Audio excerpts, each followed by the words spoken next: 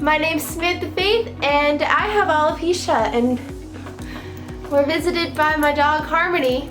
And if you watched the end of my last video, you would have seen a fabulous blooper of Harmony. Okay, you want to go? You ready to go? Alright, I'm gonna let her go and we're gonna get started. Today, we're gonna be doing a two-part Q&A. The first part is going to be some basic questions about alopecia, and the second part are going to be sent in questions asked personally about me and my experience. One more thing that I want to say before I get started is that some of this basic information I didn't get by myself.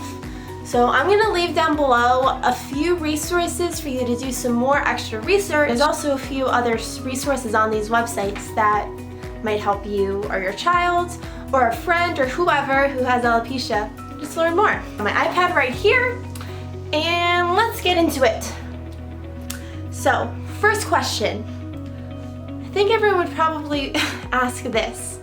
What is alopecia? According to the American Academy of Dermatology Association, it describes alopecia as, I'm going to read it and it's also going to be right here for you. It's an autoimmune disorder that develops when the body attacks its own hair follicles, which is where the hair grows from, which can cause hair loss anywhere on the body.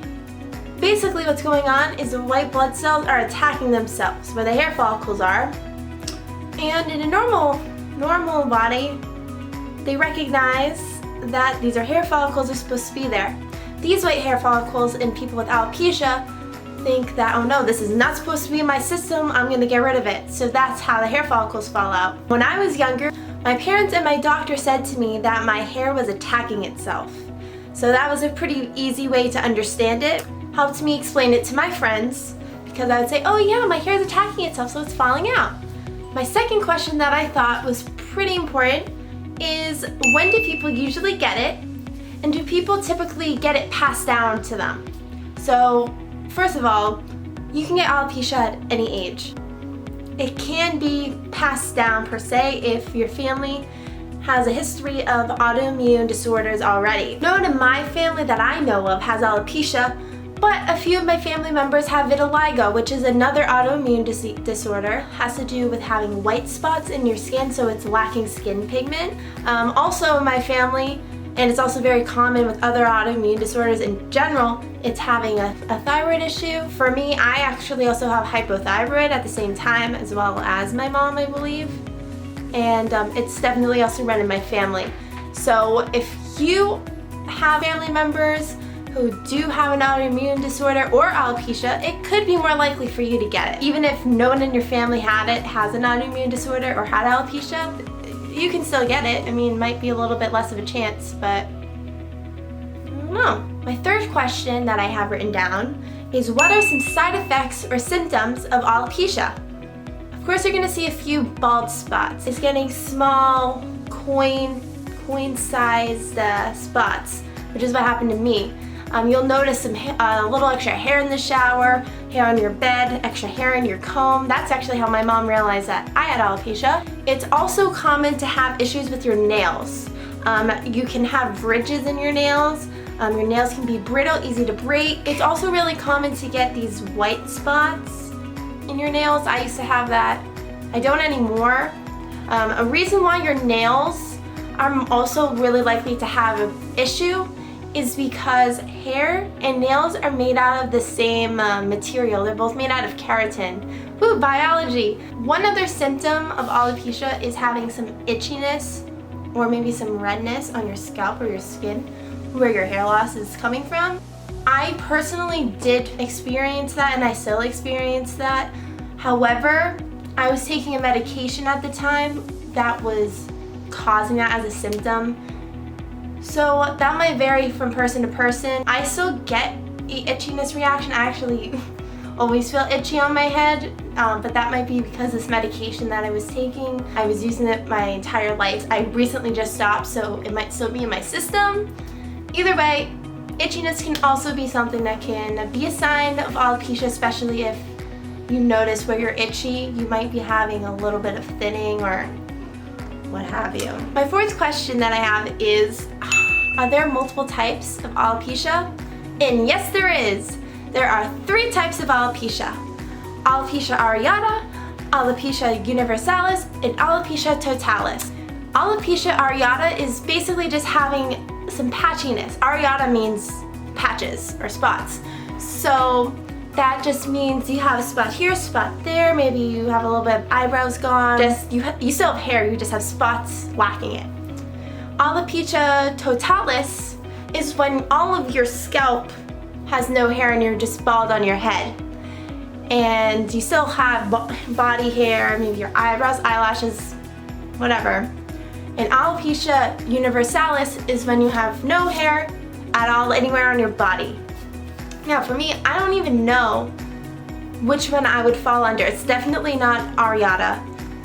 I think I might be a mix of universalis and totalis because I don't have any hair on my legs or my body. I don't really get armpit hair. I don't have eyebrows at all, and I also have no eyelashes. And all I really have is a little bit of hair that I have on my head, but that's not even much. So that could be up to interpretation. I feel like this is one of the most important questions that people have. Is alopecia curable? And the answer is no. But there are ways to enforce some hair growth, and pretty much what all these are doing is trying to keep the white blood cells from attacking themselves. So it could work, it might not. Some of the things that I've used have worked for others, things that others used and worked didn't work for me. It all depends on the person and medication. There's so many different things out there. Things are being tested still by the FDA. There are a few things that are not FDA approved that I personally would not try because I don't want to do something with crazy side effects. But I'm sure there's a lot of people who might be interested in doing some research. How can people cope with discovering alopecia or discovering that a loved one has it? I feel you may have lacked some hope in your situation. You're like, my hair is not gonna come back. This stinks. Parents might feel a little bit of guilt that their child has it and not them. Feel a little bit upset that they can't do anything to stop it, or whatever they do is not going to last forever. There are many ways that you can cope. When I first got diagnosed, my mom discovered a alopecia support group. There's many different types of alopecia support groups all over the place that you can go to for help, have your child meet some more kids who have alopecia, and also learn a little bit more about the autoimmune disorder. My mom, when I first got diagnosed, she found an organization called CAP, Children's Alopecia Project, and she actually became a leader for a group in Massachusetts, and now it's a whole New England region chapter. It was fabulous. It was great for me to meet some more people with alopecia because I obviously didn't know anybody with it. The parents, when the kids would be playing with each other, they would talk, have a forum, figure out how to cope with their child's stage in hair loss or hair growth, talk about medications, and whatever else they want to talk about. That's really a really great way to deal with your alopecia. Hi guys, it is Editing Sam here, and I was exporting this video and I realized I forgot one important thing about Children's Alopecia Project that I wanted to share with you guys. Not only is this a support group that offers extra support for anyone with alopecia and bringing awareness, but it also has a big emphasis on self-esteem. And its mission statement says that in growing your hair, they hope that you grow in confidence, and even if you don't grow your hair, they hope that your confidence just builds and becomes super strong. So I feel like that's super important, and that's something that's really helped me throughout my time with alopecia growing up and being a part of this support group all my life. So I'm gonna make sure I leave their website down below. I'm gonna go back to the regular scheduled programming. I hope you enjoyed this little update, and I hope you enjoyed the rest of the video. Bye. I also really love anything that inspires me, so I'll look at quotes all the time. I'll listen to fun music all the time. I just like to keep myself surrounded by positive energy. But maybe you also have your own ways of coping, and if you do, make sure you share that with other people who may be trying to deal with hair loss or whatever other thing that might be keep bringing them down. Now this is a fun question for all of my younger viewers out there, alopecia is called an autoimmune disease as well as a disorder. So does that mean that I can pass alopecia on to my friends and family like the flu? No, absolutely not. As I said before, this is genetic. So don't worry about passing it on to your friends. You tell them this is something that is only in me and I can't give it to anybody else.